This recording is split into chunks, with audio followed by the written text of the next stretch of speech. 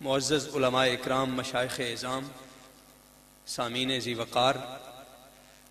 میں آج کی اس تقریب میں جو عرس پاک کے سلسلے میں منعقد کی گئی ہے،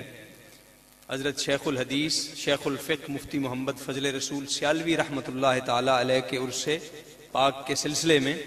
اور اس جامعہ کے سالانہ دستار فضیلت کے جلسے کے سلسلے میں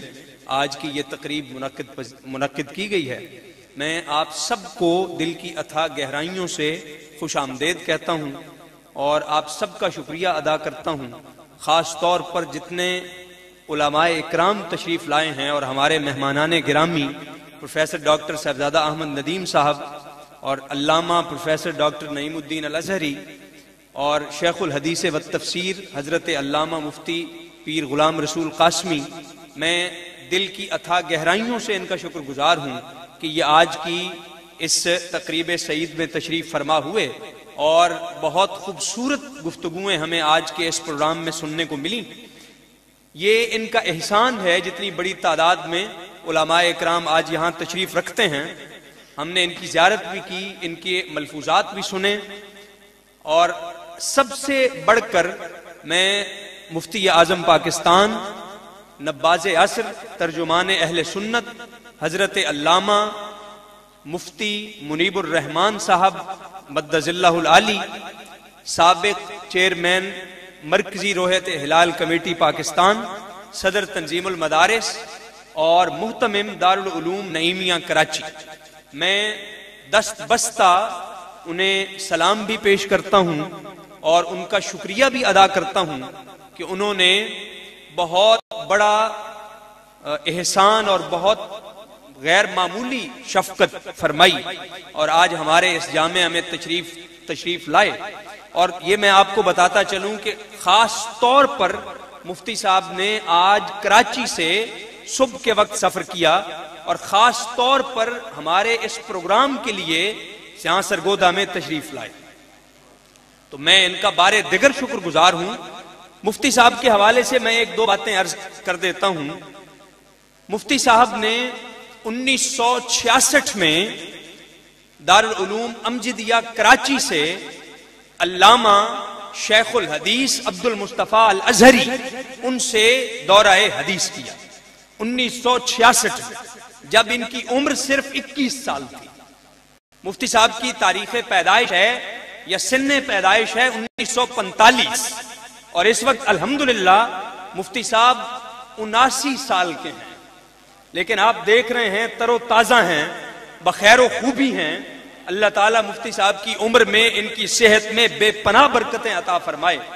1979 میں مفتی صاحب نے دارالعلوم کراچی سے ایم اے کیا اور 1973 میں مفتی صاحب نے LLB کیا۔ یہ لا گریجویٹ بھی ہیں، دینیات کے فاضل ہونے کے ساتھ ساتھ، اور اللہ کے فضل سے 1973 سے لے کر آج تک یہ لگ بھگ 50 برس بنتے ہیں، آج تک مفتی صاحب دارالعلوم نعیمیہ کے ساتھ وابستہ ہیں۔ پہلے جنرل سیکرٹری ہیں اور بعد میں محتمم کے عہدے پر فائز ہوئے، اور 1973 سے آج تک وہاں تدریس کر رہے ہیں،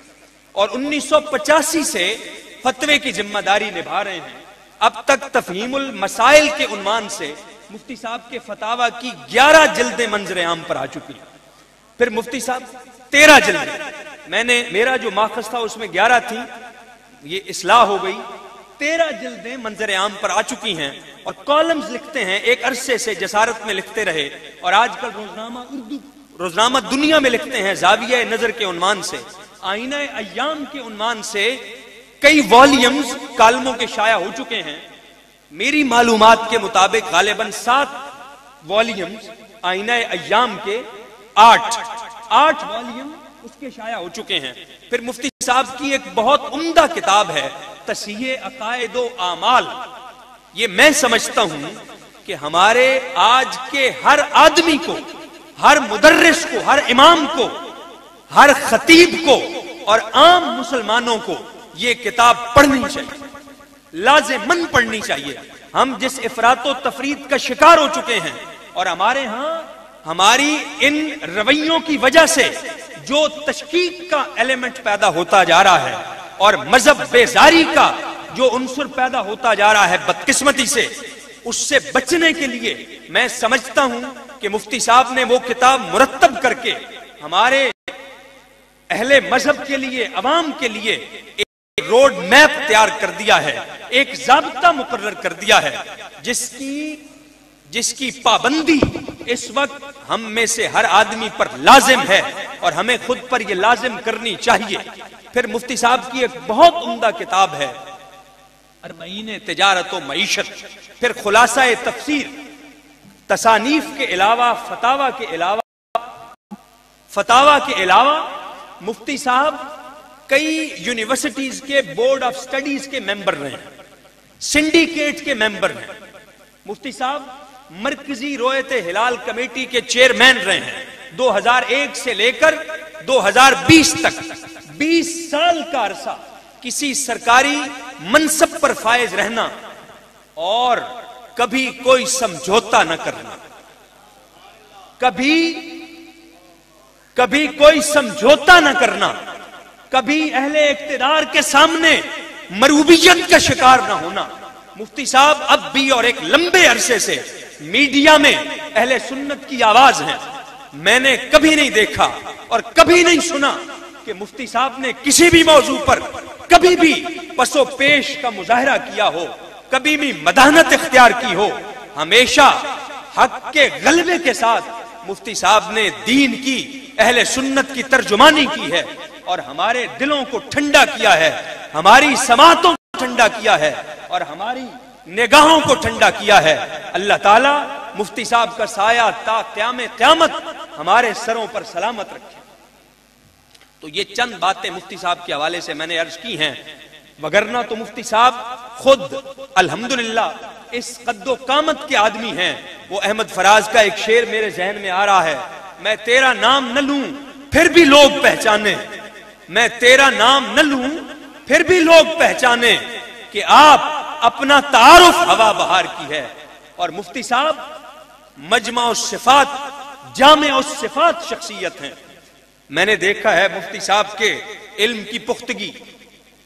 اچھا، یہ باتیں جو میں عرض کر رہا ہوں مجھے یقین ہے کہ مفتی صاحب کی طبیعت پہ یہ گراں گزر رہی ہے۔ یہ باتیں میں اپنے ذوق کی تسکین کے لیے کر رہا ہوں اور سپاس گزاری کے لیے کر رہا ہوں اور آپ لوگوں کے لیے کر رہا ہوں، تاکہ آپ پورے طریقے سے یکسو ہو کر سنیں مفتی صاحب کے ملفوظات کو۔ مفتی صاحب وہ آدمی ہیں جن کا علم پختہ ہے، جن کی طبیعت میں للہیت ہے اور سب سے بڑھ کر جن میں حکمت ہے، جن میں بصیرت ہے، جو ایک ایک لفظ تول کر بولتے ہیں، ایک ایک لفظ تول کر کلام کرتے ہیں، اور قیادت کا مفتی صاحب نے ہمیشہ حق ادا کیا۔ اب یہ جو پروگرام ہے، یہ پروگرام جیسے میں نے عرض کیا ہے کہ حضرت مفتی شیخ الفقہ میرے والد گرامی مفتی محمد فضل رسول سیالوی رحمت اللہ علیہ کے عرس پاک کی سلسلے میں آج کی یہ مجلس انعقاد پذیر ہے۔ اس کے ساتھ ساتھ ہمارے جامعہ کی دستار فضیلت بھی اس سال 12 خوش نصیب بچوں نے یہاں حفظ کیا ہے۔ اللہ تعالیٰ انہیں اس امانت کی حفاظت کی ہمت دے اور انہیں قرآن شریف کے ساتھ تعلق پیدا کرنے کی توفیق بخشے، علمی اور عملی۔